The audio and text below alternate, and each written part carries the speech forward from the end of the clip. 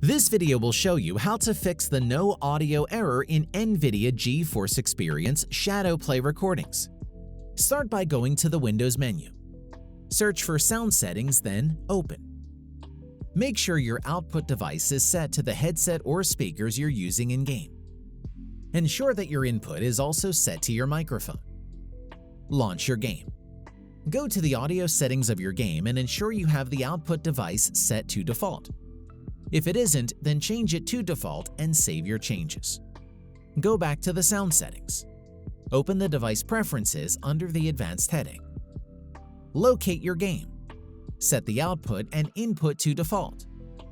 Open the Shadowplay interface. The default hotkey is Alt-Z. Toggle off Instant Replay. Open the settings via the gear icon. Choose Audio. Make sure your system's sound and microphone volume are set above 0. Click Separate Audio Tracks. This will put your system sounds and microphone audio on different tracks. Go back, then press Done. Turn Instant Replay back on. Your Nvidia Shadowplay no audio error should now be fixed.